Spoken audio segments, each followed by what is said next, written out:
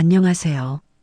오늘은 우리가 나이 들수록 더욱 조심해야 할 말에 대해 이야기해 보려 합니다. 혹시 이런 경험 있으신가요? 분명 좋은 의미로 한 말인데 상대방이 어색한 표정을 짓거나 대화가 갑자기 끊어지는 일말입니다. 젊었을 때는 별 생각 없이 했던 말들이 어느 순간부터는 사람들과의 거리를 만들어내기 시작합니다. 왜 그럴까요?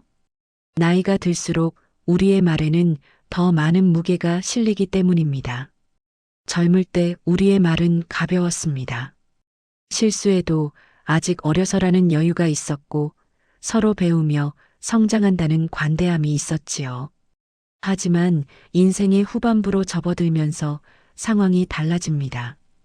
우리가 하는 말 하나하나에 수십 년의 경험과 연륜이 담기게 됩니다.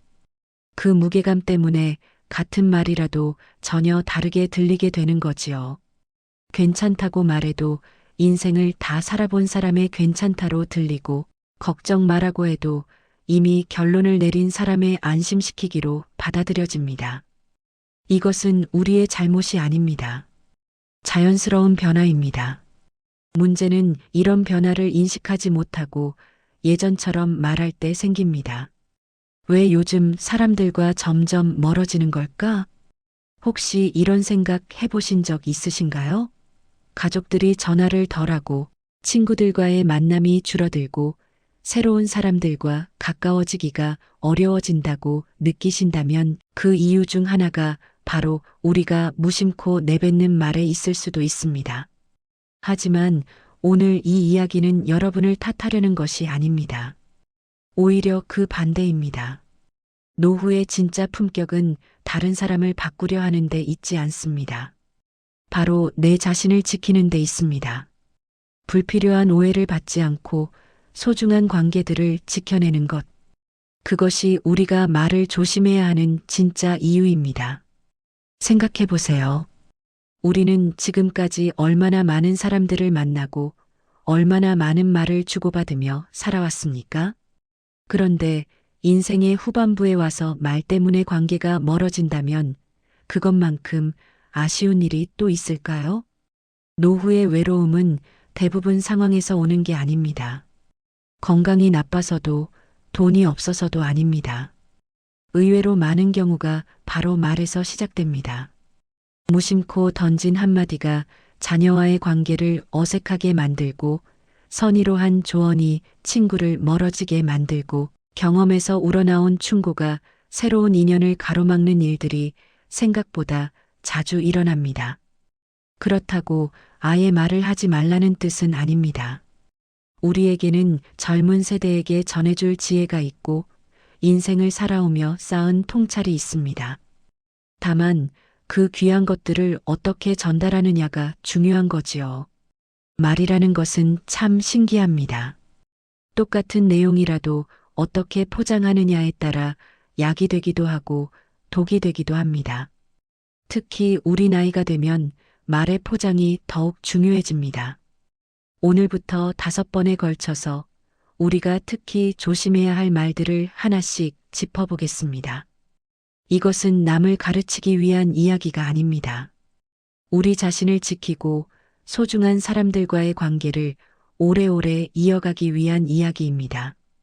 인생의 후반부를 살아간다는 것은 무엇보다 자유로워질 수 있는 기회입니다. 남의 시선에 덜 휘둘리고 내 방식대로 살아갈 수 있는 시기지요. 그런 자유 속에서도 따뜻한 관계들을 유지할 수 있다면 그보다 더 큰 축복이 어디 있겠습니까? 그 첫 번째 열쇠가 바로 우리의 말에 있습니다. 첫 번째로 조심해야 할 말은 바로 위에서 내려다보는 말입니다. 내가 해봐서 아는데 그건 안 돼. 그런 식으로 하면 안 된다는 걸 내가 먼저 알았으면 좋았을 텐데. 아직 젊어서 모르겠지만 세상이 그렇게 만만하지 않아. 혹시 이런 말들 익숙하게 들리시나요? 우리는 살면서 정말 많은 경험을 쌓았습니다. 실패도 해보고 성공도 해보고 후회도 하고 깨달음도 얻었지요. 그런 경험들이 쌓이다 보니 자연스럽게 이건 안 된다는 걸 미리 알게 됩니다. 젊은 사람들이 실수할 것 같은 길로 향할 때 우리는 진심으로 그들을 돕고 싶어집니다. 내가 겪어봤으니까 알아. 그 길로 가면 힘들어진다는 마음으로 말하게 되지요. 하지만 여기에 함정이 있습니다. 경험에서 나오는 말이 어느 순간 지적과 비교, 그리고 우위를 드러내는 말로 바뀌는 순간이 있다는 것입니다. 내가 해봐서 아는데라는 말 속에는 너는 해보지 않아서 모른다는 의미가 숨어 있습니다. 아직 젊어서 모르겠지만이라는 말에는 나는 나이가 들어서 안다는 우월감이 배어 있지요. 상대방은 이런 말을 들으면 어떻게 느낄까요? 자신의 생각이나 선택이 무시당한다고 느낍니다. 마치 어린아이 취급받는 기분이 들지요. 그리고 무엇보다 자신만의 시행착오를 겪을 권리를 박탈당한다고 생각합니다. 실제로 우리의 경험이 맞을 때가 많습니다. 우리가 안 된다고 말한 그 길로 가면 정말로 어려움을 겪는 경우가 대부분이지요. 하지만 문제는 그것이 맞고 틀리고의 문제가 아니라는 데 있습니다. 관계의 문제라는 것입니다. 아무리 옳은 말이라도 위에서 내려다보는 듯한 톤으로 전달되면 상대방은 마음의 문을 닫아버립니다. 어차피 내 말은 안 들을 텐데 뭐하러 말하나 하는 마음이 생기지요. 그러면 점점 대화가 줄어듭니다. 만남도 어색해집니다. 결국 관계 자체가 멀어지게 되는 거지요. 특히 자녀들과의 관계에서 이런 일이 자주 일어납니다. 엄마가 살아온 세월이 얼마인데 그런 사람 만나면 안 된다고 했잖아. 아버지가 직장 생활 해본 경험으로는 그 회사는 별로야. 분명 자녀를 걱정하는 마음에서 나온 말입니다. 하지만 자녀들은 이런 말을 들으면 내 선택을 믿지 않는구나, 내가 판단할 능력이 없다고 생각하는구나 라고 받아들입니다. 그렇다면 어떻게 해야 할까요? 먼저 조언과 간섭의 경계선을 명확히 해야 합니다. 조언은 상대방이 원할 때 주는 것입니다. 간섭은 상대방이 원하지 않는데도 주는 것이지요. 아무리 좋은 의도라도 상대방이 원하지 않는다면 그것은 조언이 아니라 간섭입니다. 또한 경험을 전달할 때도 방식을 바꿔야 합니다. 내가 해봐서 아는데 안 돼가 아니라 내 경험으로는 이런 어려움이 있었어. 혹시 참고가 될까 해서라고 말하는 것입니다. 그런 식으로 하면 안 된다가 아니라 다른 방법도 있을 것 같은데 어떻게 생각해? 라고 묻는 것이지요. 가장 중요한 것은 상대방의 선택권을 인정하는 것입니다. 우리는 조언할 수 있습니다. 하지만 최종 선택은 상대방의 몫이라는 것을 받아들여야 합니다. 설령 그 선택이 우리 보기에 잘못된 것 같아도 말입니다.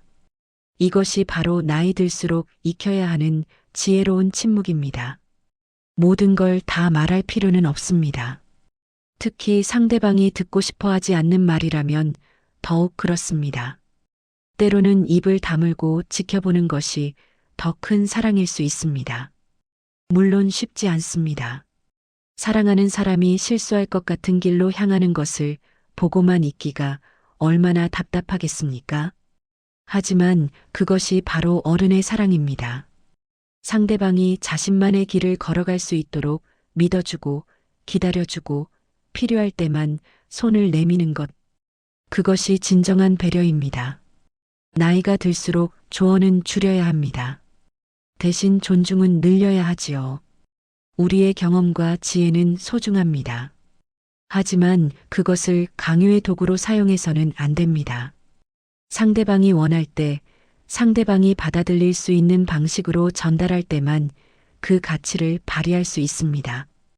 오늘부터 한번 생각해 보시기 바랍니다. 내가 하는 말 속에 위에서 내려다보는 톤이 섞여 있지는 않은지 말입니다. 두 번째와 세 번째로 조심해야 할 말은 바로 비교와 단정의 언어입니다.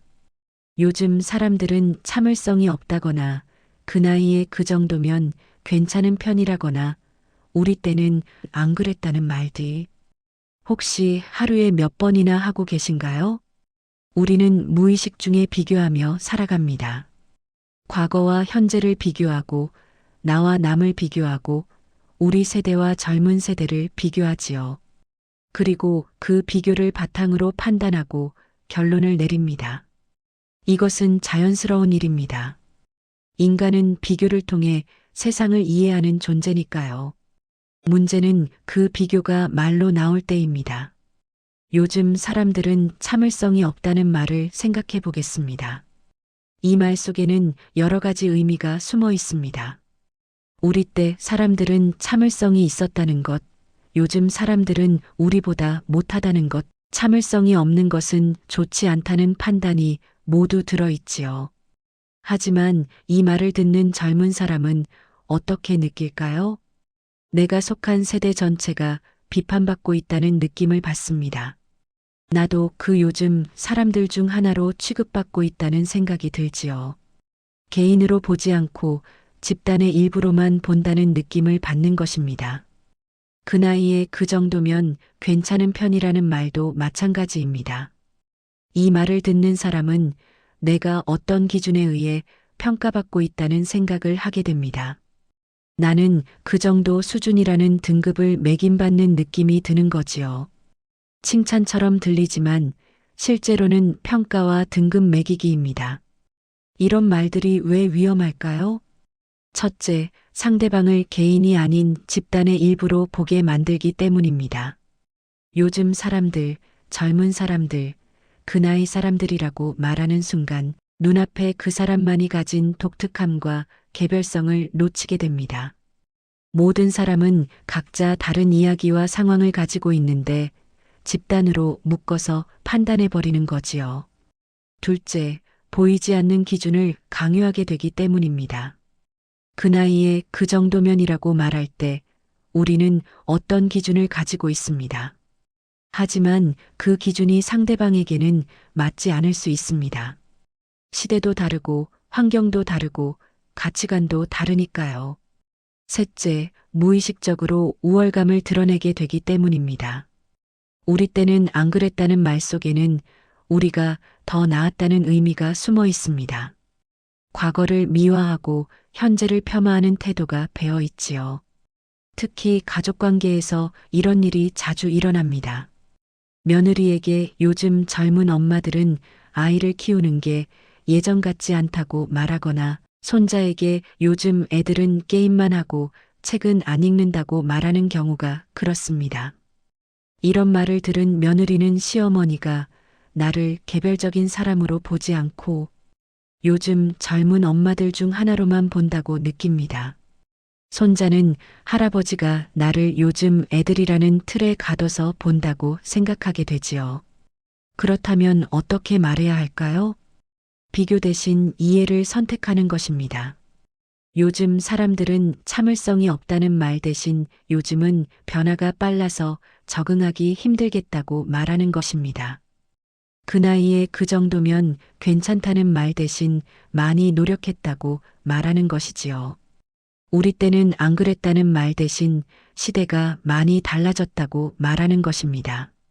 중요한 것은 판단을 내리지 않는 것입니다. 좋다, 나쁘다, 옳다, 틀렸다를 따지지 않고 그저 다르다는 것을 인정하는 거지요. 과거가 더 좋았다거나 나쁘다거나 하지 않고 현재가 문제라거나 발전했다거나 하지 않고 그냥 시대가 다르고 상황이 다르다는 것을 받아들이는 것입니다. 또한 개별성을 인정하는 것도 중요합니다. 요즘 사람들이라고 묶어서 말하지 않고 눈앞에 그 사람 자체를 보는 것입니다. 젊은 사람들이 다 그렇다고 하지 않고 당신은 어떻게 생각하는지 묻는 것이지요.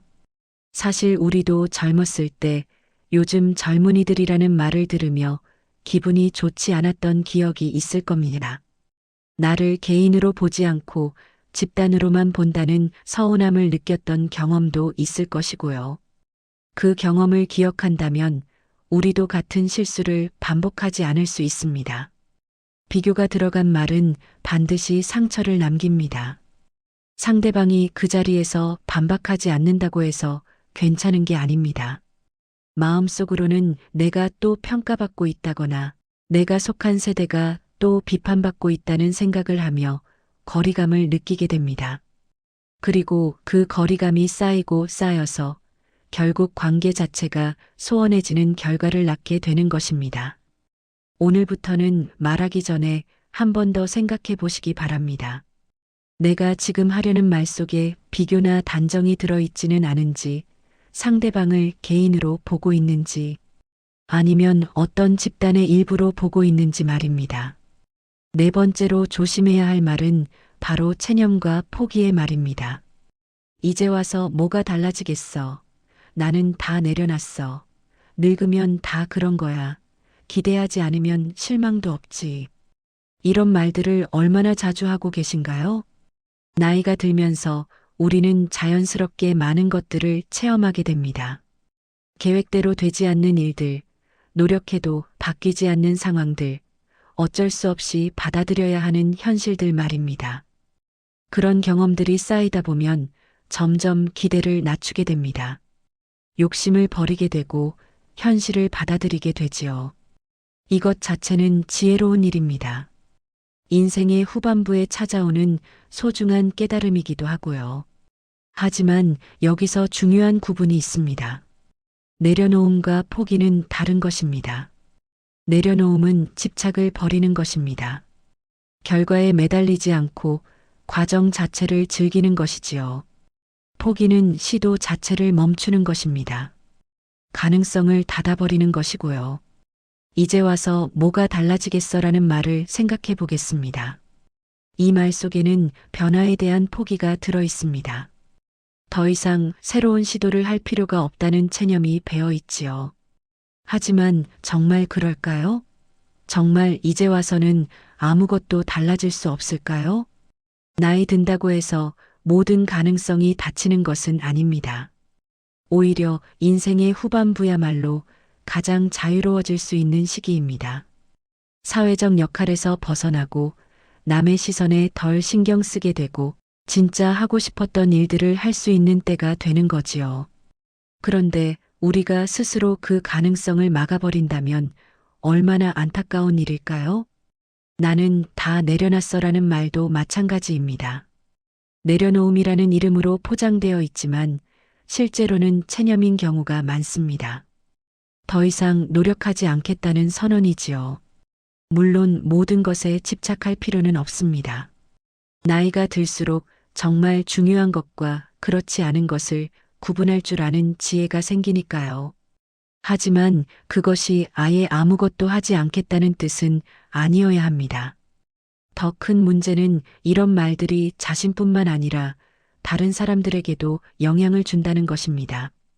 가족들이나 친구들이 새로운 도전을 하려고 할 때 이제 와서 뭐가 달라지겠냐고 말한다면 어떻게 될까요? 상대방의 의욕을 꺾어버리게 됩니다. 시도해 보려는 마음을 포기하게 만들지요. 늙으면 다 그런 거라고 말하는 것도 마찬가지입니다. 나이를 핑계로 삼아서 발전 가능성을 차단해 버리는 것입니다.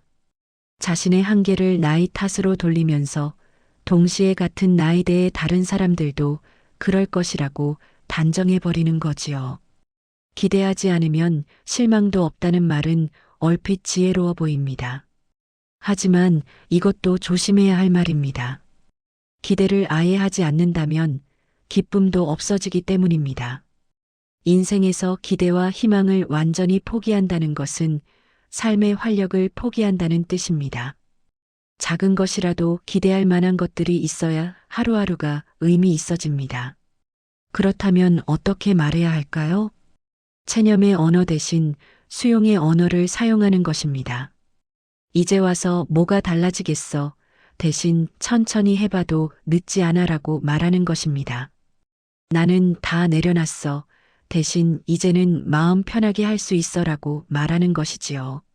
늙으면 다 그런 거야 대신 나이가 들수록 새로운 매력이 생기는 법이야라고 말하는 것입니다. 기대하지 않으면 실망도 없지 대신 작은 것에도 만족할 수 있게 됐어라고 말하는 것이고요.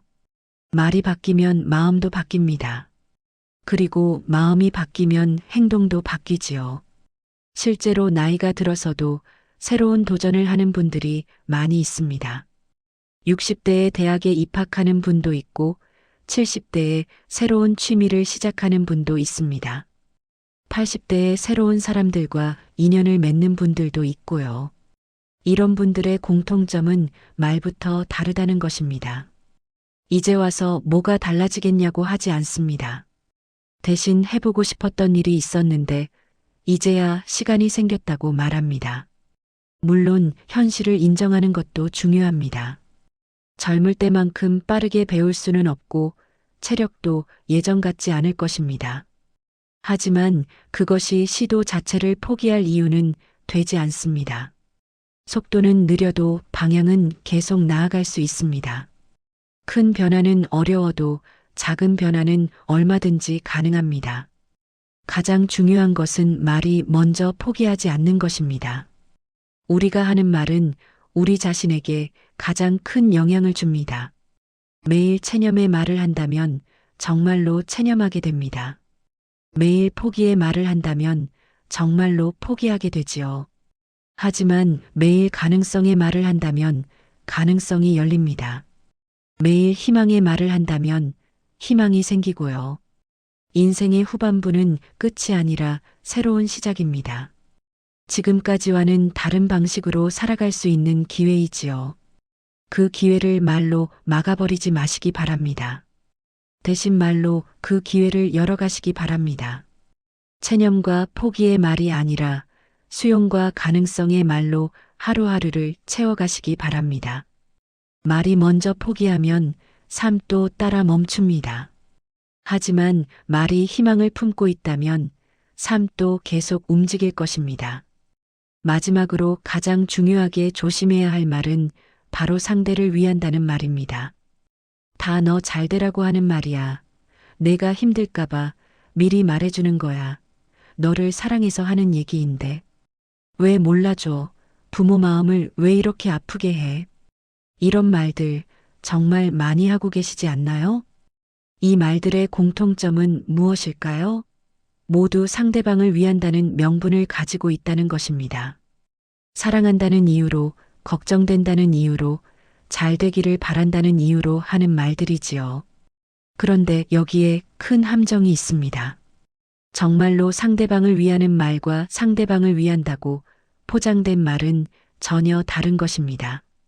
그 차이를 구분하지 못하면 사랑한다는 이름으로 상대방을 힘들게 만들 수 있습니다.